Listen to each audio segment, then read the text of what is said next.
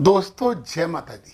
आज हम बात करने वाले हैं कृष्ण भगवान के नक्षत्र रोहिणी की। समझेंगे इस नक्षत्र में यदि हमने जन्म लिया है तो हम पूरी जिंदगी कैसे शुभता प्राप्त करें। और ये जो मैं वीडियो बना रहा हूँ इसे नक्षत्र एक्टिवेशन नाम दिया है।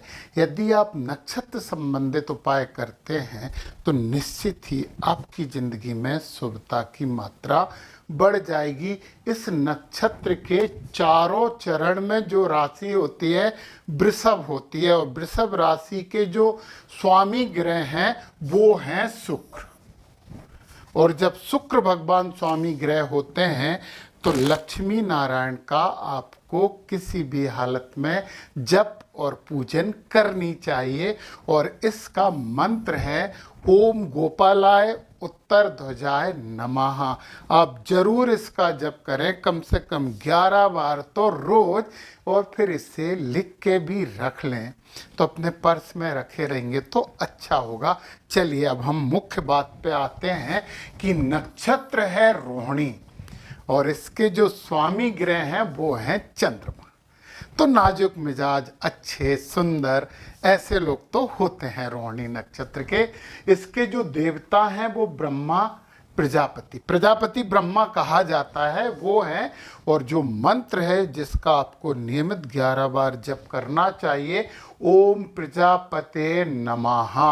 और नक्षत्र का जो वृक्ष है वो जामुन है, और कुछ लोग इसे कदम का पेड़ भी मानते हैं। इस नक्षत्र का जो पेड़ है कदम का पेड़ भी मानते हैं। उसका कारण थोड़ा सा एक कविता है, ये कदम का पेड़ अगर माँ होता जमुना तीरे। ऐसी एक है ना, मैं भी इस पर बैठ कन्हैया बनता धीरे धीरे। जामुन का पेड़ है। और जो अति मित्र नक्षत्र है वो कृतिका है। और आपको किसी भी हालत में अपने घर में मोर पंख रखना चाहिए, पूजन के स्थान पर भी और बैठक में भी। आपने देखा श्री कृष्ण के मुकुट में मोर तो रहता था। मोर मुकुट बंसी वाले की जय। तो मोर पंख आपको जरूर रखना चाहिए। अब जो इस नक्षत्र में जन्मे होते हैं उनका जो पाद होता है वो लोहे पाद होता है।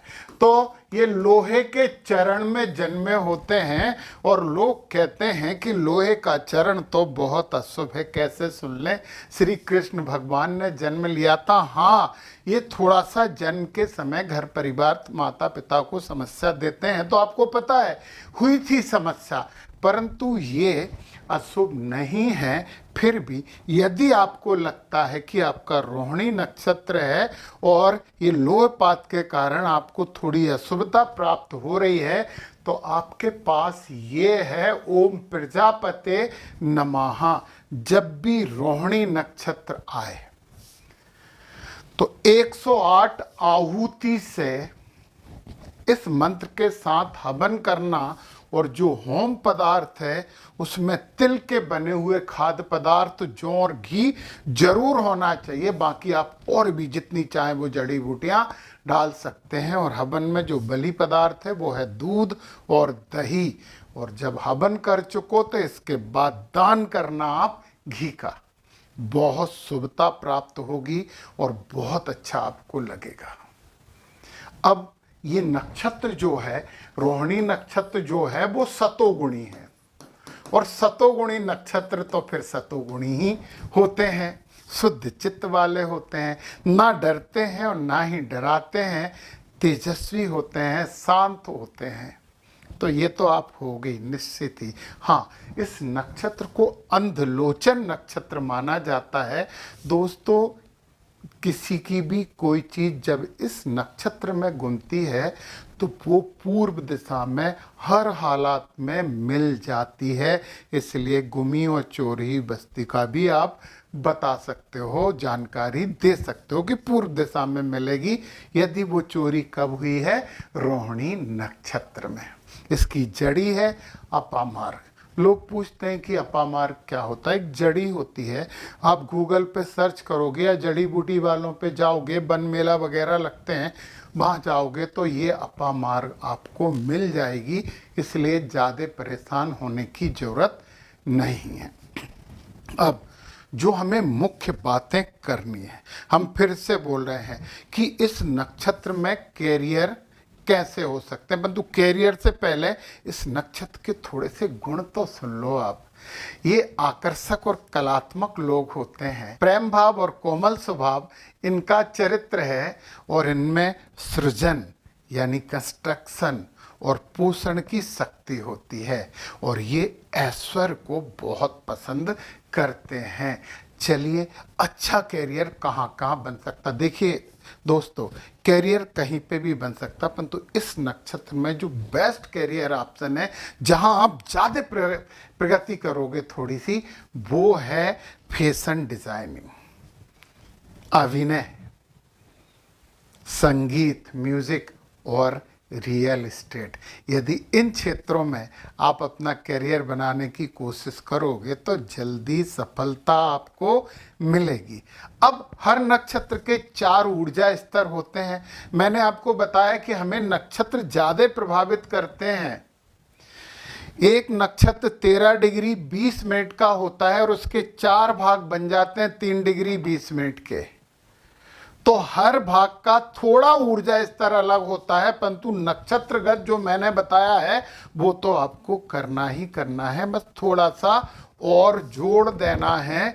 तो चलिए, आपका रोहिणी नक्षत्र है और आपने प्रथम चरण में जन्म लिया है, और यहाँ पे स्वामी है मंगल, और जब मंगल यहाँ पे होते हैं तो फिर आपको थोड़ा ज़्यादा ऊर्जावान बना देते हैं। ये नक्षत्र वाले लोग क्रोधी नहीं होते हैं, परंतु प्रथम चरण में थोड़ा थोड़ा क्रोध आता है। और यदि आप प्रथम चरण में जन्मे हैं तो आप म्यूजिक से जुड़िए, आप गायन और वादन में बहुत प्रगति कर सकते हो, ऊर्जावान तो आप हो ही। और जमीन से संबंधित, रियल एस्टेट से संबंधित कार्य भी कर सकते हैं, क्योंकि मंगल को हम भूमि पुत्र कहते हैं। अब यदि आप रोहिणी नक्षत्र के द्वितीय चरण में जन्मे हैं, आपकी राशि स्वामी शुक्र हैं, आपके चरण स्वामी शुक्र हो गए, आपके नक्षत्र स्वामी चंद्रमा हो गए, कितनी डिसेंसी चाहिए, बहुत सुदर्शन, बहुत अच्छे, और आप इतने अच्छे अभिनेता हो सकते हैं, इतनी अच्छी अभिनेत्री हो सकती हैं कि आपके नाम का डंका बजेगा। तो फैशन वगैरह में से भी आप जुड़ेंगे तो शुक्र महाराज आपको बहुत फायदा देने वाले हैं। और यदि आप रोहिणी नक्षत्र, वृषभ राशि और तृतीय चरण में जन्मे हैं तो क्या कहना है, बुध महाराज और आ गए, बुद्धिमत्ता आप में और बढ़ जाएगी। आप पेंटिंग बहुत अच्छी कर सकते हो, तो पेंटिंग, आर्ट गैलरी, कलात्मक चीज़ों के बारे में आप सोचिए। इंटीरियर डेकोरेटर बोलते हैं ना, उसमें आप बहुत बहुत अच्छा कर सकते हो। अब देखिए, आपका चतुर्थ चरण, यदि आपने चतुर्थ चरण में जन्मा है तो नक्षत्र स्वामी भी चंद्र है, और चतुर्थ चरण के स्वामी भी चंद्र हैं, और राशि स्वामी शुक्र हैं। मॉडलिंग करिए ना आप, फैशन डिजाइनिंग करिए, फैशन ब्रांडिंग करिए, कितना अच्छा कैरियर है आपके लिए। तो ये सब आप कर सकते हैं चारों चरण में। और दोस्तों, अच्छा नक्षत्र है, कृष्ण भगवान का नक्षत्र है, तो नक्षत्रगत उपाय करिए और अपने जीवन में शुभता की मात्रा बढ़ा लीजिए। जय माता दी।